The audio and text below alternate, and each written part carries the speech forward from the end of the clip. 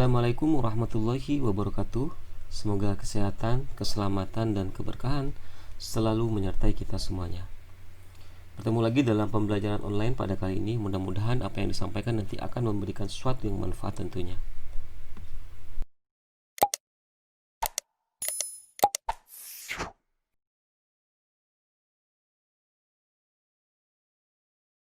Tema kita pada hari ini adalah mengenai proses belajar dalam pendidikan kesehatan, di mana merupakan landasan teori.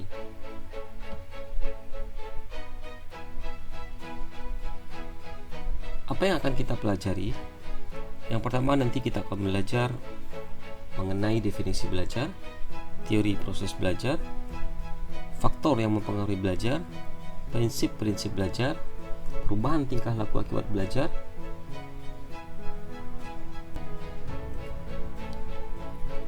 Masuk yang pertama, kita masuk pada definisi belajar. Belajar adalah menambah dan mengumpulkan sejumlah pengetahuan. Belajar juga dapat diartikan sebagai perubahan yang relatif menetap dalam tingkah laku sebagai hasil dari latihan atau pengetahuan. Belajar juga dapat diartikan dengan memperoleh sesuatu yang baru. Dari tiga pengertian belajar ini, maka kita dapat menyimpulkan bahwa orang dikatakan belajar adalah ketika dia mengumpulkan sejumlah pengetahuan, kemudian ada perubahan dari hasil latihan atau pengetahuan yang didapatnya, dan dia memperoleh sesuatu yang baru.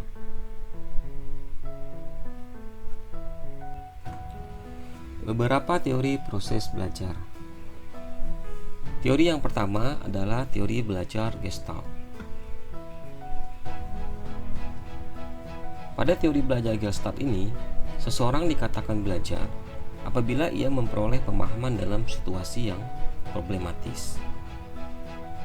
Ketika dia menemukan masalah, kemudian dia mendapatkan solusi dari permasalahannya, maka dapat dikatakan orang tersebut telah melalui yang namanya proses belajar.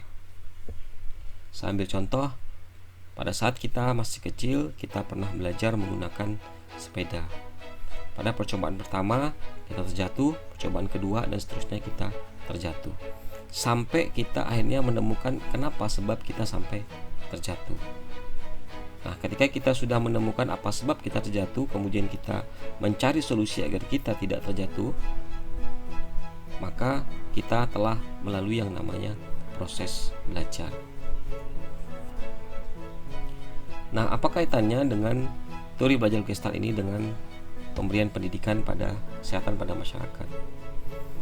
Jadi di sini nanti kita dalam memberikan pendidikan kesehatan pada masyarakat, kita berusaha untuk menemukan apa saja masalah yang ada di masyarakat, sehingga nanti yang mencari solusinya nanti adalah masyarakat sendiri.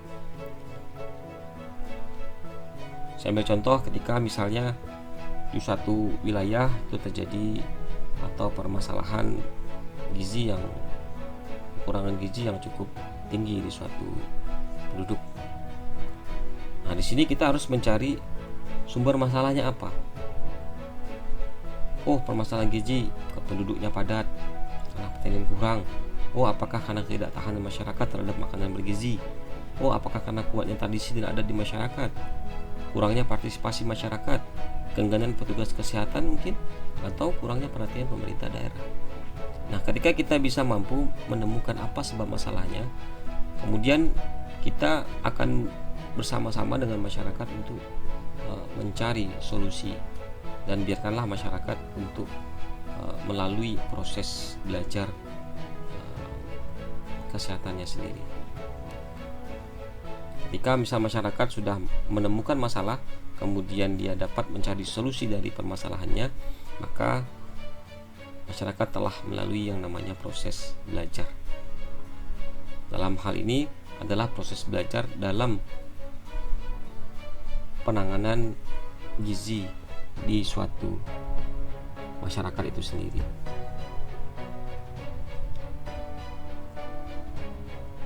Teori yang kedua adalah teori belajar menghafal dan mental disiplin. Seorang dikatakan belajar apabila dia mampu menghafal. Seorang dikatakan belajar apabila dia mendisiplinkan mental mereka melalui latihan secara terus-menerus, secara kontinu, berencana, dan teratur. Nah, dalam teori belajar ini kaitannya dengan pendidikan kesehatan, harapannya nanti kita agar bisa memberikan terus-menerus pendidikan kesehatan ya, sehingga masyarakat itu akan hafal dan memahami apa yang selalu kita sampaikan secara terus-menerus. Kemudian juga segala sesuatu yang dilakukan secara berulang-ulang dengan latihan secara kontinu, nah ini akan menguatkan ya proses belajar di dalam masyarakat.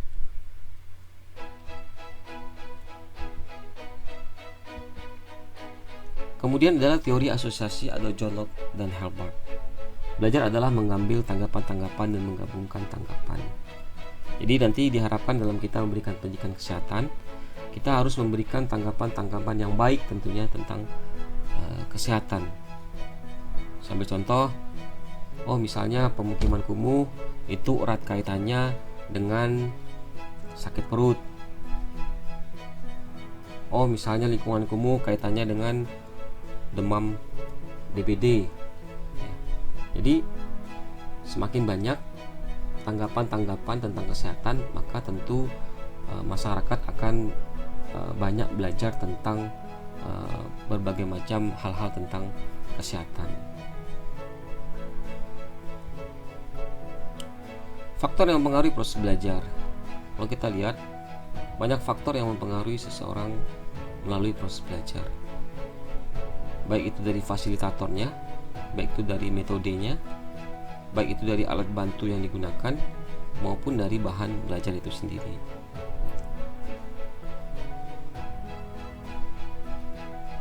Faktor penghambat proses belajar. Dalam memberikan proses pembelajaran, kadang-kadang ada beberapa faktor penghambat. Yang pertama adalah faktor penglihatan, kemudian jumlah penerangan yang diperlukan, persepsi kontras warna, misalnya pada PowerPoint yang digunakan, kemampuan menerima suara, ini biasanya untuk orang-orang yang sudah memiliki kekurangan ya, dalam hal pendengaran. Kemampuan membedakan bunyi juga sama. Jadi ini biasanya untuk orang-orang yang lanjut usia. Ini faktor penghambat proses belajar akan semakin berat. Nah, kita lihat faktor mempengaruhi belajar itu ternyata banyak ya. Ada faktor eksternal dan faktor internal. Faktor eksternal itu ada faktor lingkungan dan instrumen. Nah, dalam lingkungan sendiri ada faktor fisik, faktor sosial. Kemudian dalam instrumen ada faktor perlengkapan belajar, alat peraga, pengajar, dan metode belajar. Nah, faktor fisik misalnya adalah suhu ya, kelembaban udara, kondisi tempat belajar. Nah, itu faktor sosial misalnya keramaian, kemudian kegaduhan ya dalam proses belajar ini juga akan menjadi faktor yang mempengaruhi. Kemudian instrumen ini perlengkapan belajar, alat belajar, metode belajar juga itu akan mempengaruhi dalam proses belajar. Kemudian dari faktor internal ada faktor fisiologi, ada fisik dan panca indera. Ya, kalau kita lihat ini juga menjadi faktor ya penentu penerimaan dari responden. Kemudian ya misalnya kekurangan gizi ya, kondisi pendengaran, penglihatan yang kurang baik, ini juga mempengaruhi proses pembelajaran. Kemudian secara psikologi ya, psikologi ini inteligensi ya, kemampuan, kemudian pengamatan, daya tangkap, ingatan, motivasi ya juga termasuk. Ini sebagai faktor yang mempengaruhi belajar. Nah, jadi agar proses belajar itu dapat berjalan dengan baik, maka faktor-faktor ini harus kita perkecil, harus kita kontrol ya. Jika kita bisa mengontrol beberapa faktor yang mempengaruhi pembelajaran ini, maka akan semakin baik proses belajar yang akan kita berikan. Pendidikan kesehatan itu sama dengan pendidikan orang dewasa ya. Pendidikan orang dewasa itu biasanya mempunyai pengetahuan, sikap, dan keterampilan terdahulu yang bertahun-tahun ya. Maka di sini upaya kita untuk memberikan stimulus ya, pendekatan, metode, teknologi pendidikan yang tepat, ya, sehingga orang atau seseorang tersebut dapat merasakan apa yang kita sampaikan itu penting, sehingga akhirnya dia mengalami yang namanya proses belajar. Nah, kalau dia sudah mulai proses belajar, ya, dia akan mengalami yang namanya perubahan kemampuan, perubahan penampilan, dan perubahan perilaku, ya, sehingga nanti dia bisa ada penambahan pengetahuan, sikap maupun keterampilan yang baru. Nah, jadi dalam bagian ini bahwa proses belajar itu sangat penting, ya, untuk output, ya, untuk hasil. Jadi maka kita harus bisa memanfaatkan pendekatan, metode, dan teknologi yang tepat, ya, sehingga seseorang itu mengalami yang namanya masuk dalam proses belajar dan merasakan itu penting, dan akhirnya bisa merubah pengetahuan, sikap, dan keterampilan yang terdahulu bertahun-tahun. Nah, kalau kita lihat pada gambar kali ini, ya, ini untuk menggambarkan teori yang tadi, ya, bahwa pendekatan, metode, teknologi itu sangat berpengaruh, ya. Jadi kalau kita tidak tepat dalam menggunakan pendekatan, ya, kemudian metode, kemudian teknologi media, ya, media, maka ini akan berpengaruh terhadap proses pembelajaran. Nah, di sini kita lihat, ya, ketika dalam memberikan pendidikan kesehatan dengan menggunakan alat sederhana. Nah, tentunya kalau kita lihat dari subjek ini kan adalah anak-anak, kemudian juga ingin menceritakan tentang makanan sehat tentunya.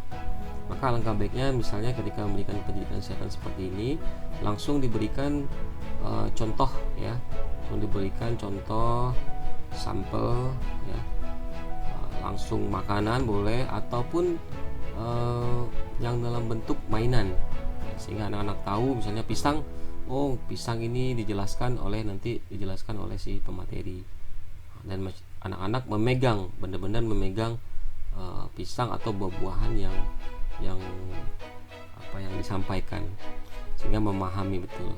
Apalagi di sini yang digunakan adalah medianya cukup kecil, sehingga ini akan berpengaruh juga terhadap proses belajar dari anak-anak. Nah, tentu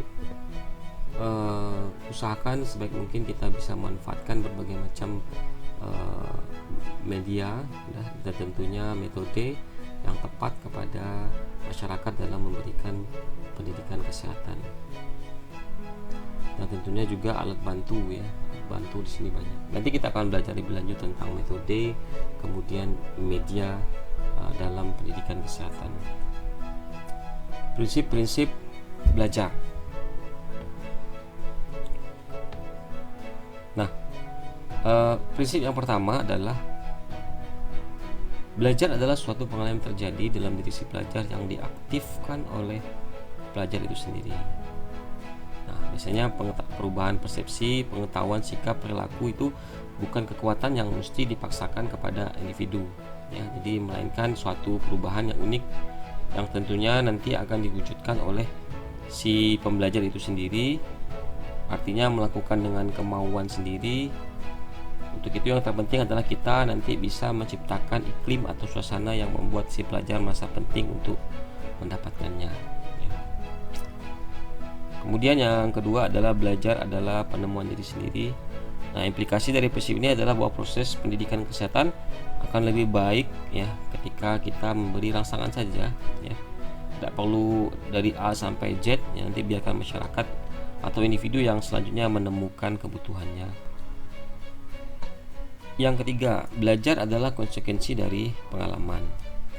Orang tidak akan mengubah perilakunya hanya karena seorang mengatakan kepadanya untuk merubahnya, ya. Begitu juga agar belajar efektif tidak cukup hanya memberikan informasi saja, tapi juga kalau bisa berikan pengalaman. Nah, jadi contoh kita tidak hanya cukup mengatakan imunisasi bagi anak itu penting, tapi juga kalau bisa kita berikan pengalaman kepada orang tua ya untuk langsung memberikan imunisasi kepada anaknya. Ini tentu akan lebih bermakna ya, dan dalam proses belajar juga akan baik. Belajar adalah proses kerjasama dan kolaboratif. Dengan kerjasama dan saling berinteraksi dan berdiskusi ya, di samping memperoleh pengalaman dari orang lain juga dapat mengembangkan pemikiran dan daya kreasi individu itu sendiri. Kemudian yang berikutnya adalah belajar adalah proses evolusi ya. Nah, dalam pendidikan kesehatan ini hasilnya tidak bisa kita peroleh dengan segera dan tidak boleh tergesa-gesa, tapi memerlukan kesabaran dan ketekunan. Bagaimanapun bahwa ketika belajar sesuatu itu sangat menguntungkan dirinya, namun proses itu kadang dirasakan sebagai sesuatu yang tidak mengenakan dan sangat mengganggu.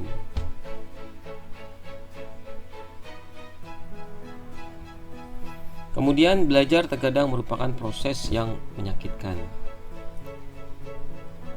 Nah, jadi kalau kita di sini bahwa karena kita menghendaki perubahan kebiasaan yang mungkin sangat menyenangkan ya atau bernilai bagi seseorang pembelajar ya, maka melepaskan yang sudah lama menjadi pegangan hidupnya itu akan mengalami kesulitan.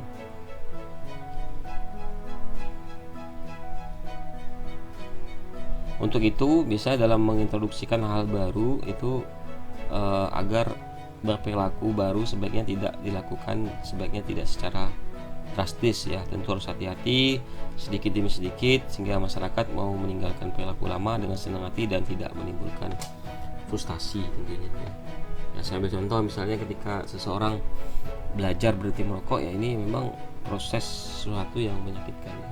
Tapi ketika sering waktu ya, ketika dia mampu menanganinya ya, kemudian perlahan-lahan akhirnya dia bisa atau mampu berhenti merokok.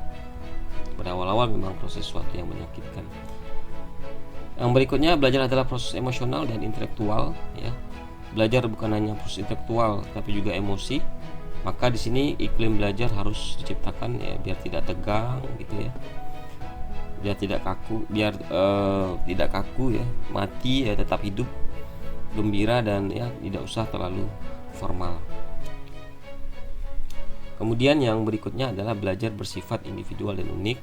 Setiap orang tentunya biasa mempunyai gaya belajar sendiri dan keunikan sendiri. Nah, disinilah nanti kita memanfaatkan peran media ya, dan bagaimana pendekatannya sehingga nanti memberikan pengalaman belajar yang sama dan tentunya walaupun dengan gaya yang masing-masing berbeda.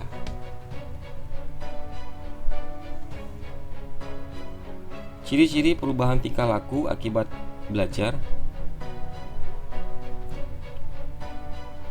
Yang pertama, tentu perubahan perilaku terjadi secara sadar. Ini kenapa pentingnya kita memberikan pendidikan kesehatan itu melalui yang namanya proses belajar. Perubahan perilaku terjadi secara sadar. Perubahan perilaku akibat belajar berkesinambungan dan fungsional ya, secara terus-menerus dan kemudian dapat bermanfaat. Perubahan perilaku setelah belajar bersifat menetap, mencakup seluruh aspek tingkah laku dan biasanya bersifat positif ya. Jadi sesuatu yang dari proses belajar ya, perubahan perilakunya itu biasanya akan lebih baik ya, lebih tahan lama ya, kemudian juga bersifat menetap dan mencakup aspek tingkah laku ya, sampai di kehidupan sehari-hari pun ya itu dikerjakan dalam kehidupan sehari-hari dan bersifat positif tentunya, tidak negatif. Maka di sini kita mempunyai andil untuk bagaimana memberikan pendidikan kesehatan melalui proses belajar yang baik pada masyarakat. Thanks for your attention. Nah, ini ada beberapa tips belajar yang efisien ya. Baik tujuan belajar yang pasti, tempat belajar yang memadai, Jaga kondisi fisik, jangan sampai mengganggu konsentrasi, keaktifan mental. Membaca cepat tetapi cermat, pusatkan perhatian dengan sungguh-sungguh pada waktu belajar. Selingilah belajar itu dengan waktu-waktu istirahat secara teratur. Buatlah catatan rapi atau rangkuman yang tersusun rapi. Wisdom of the day, perubahan adalah hukum kehidupan. Karenanya belajarlah dan berubahlah dalam menyambut datangnya masa depan. Terima kasih. Mudah-mudahan bermanfaat. Wabillahi taufiq wal hidayah. Wassalamualaikum warahmatullahi wabarakatuh.